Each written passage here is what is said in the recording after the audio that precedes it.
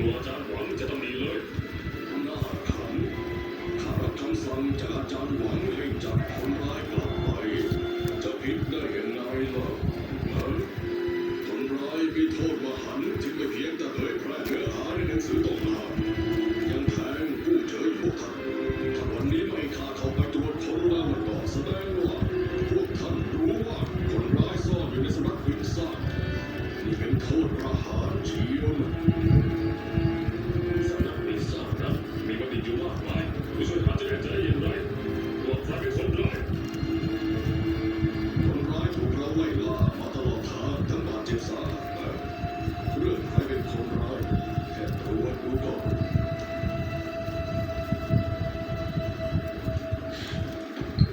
วันนี้ทุกท่านอย่าเกรงใจ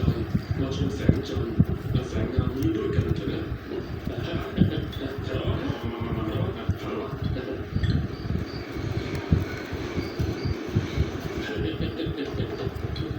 ขอบคุณหัวหน้าที่รับรองในฐานะหัวหน้าเรื่องเมื่อก่อนอย่าไปพูดถึงเลยที่จริงคนที่สังสรรค์ทุกคนมานานมากแล้วโอ้ยแบบนี้สิสอบเป็นหัวหน้ามา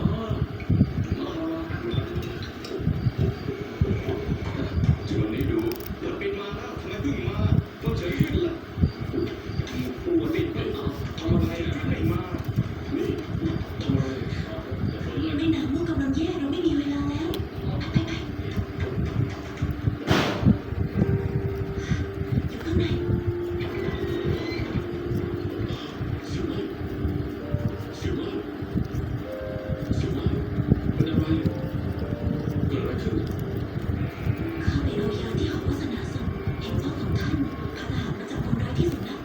แล้วเขาก็บอกว่าคนร้ายโปรยใบปลิวหนังสือต้องห้ามอยู่ข้างนอกถูกเขาไล่ล่ามาทั้งบาดเจ็บสาหัสข้าจึงคิดว่าคงจะเป็นแม่นางมุกมันดูเถอะ